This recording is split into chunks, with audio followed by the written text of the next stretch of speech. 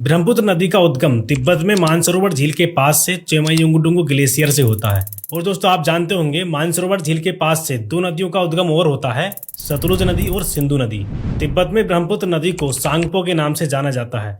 और दोस्तों यह हिमालय के समांतर पूर्व की ओर बहती है और बृहद हिमालय की सबसे पूर्वी चोटी नामचा बरवा इसके पूर्व से घूमती है और यू टर्न लेते हुए दिहांग गोर्ज का निर्माण करती है और भारत के अरुणाचल प्रदेश में एंटर करती है। अरुणाचल प्रदेश में यह नदी दिहांग या सियांग के नाम से जानी जाती है। अरुणाचल प्रदेश के पासीघाट से यह नदी प्लेन में एंटर करती है। इसके बाद असम में इसको ब्रह्मपुत्र नदी के नाम से जाना जाता है। अरुणाचल प्रदेश और असम की सीमा पर इसकी सहायक नदी लोहित नदी इससे आकर मिलती है और इसके मिलने से ठीक पहले लोहित नदी में दिवांग नदी आकर मिलती है।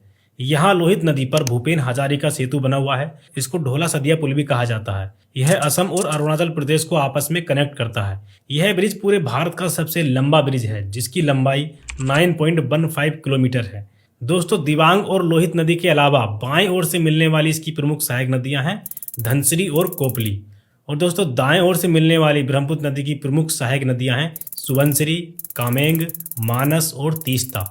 असम में ब्रह्मपुत्र नदी में एक द्वीप है माजुली नदी द्वीप, जो कि पूरे विश्व का सबसे बड़ा नदी द्वीप है। दोस्तों यह इतना बड़ा द्वीप है कि यह असम में भारत का पहला आइलैंड जिला भी है।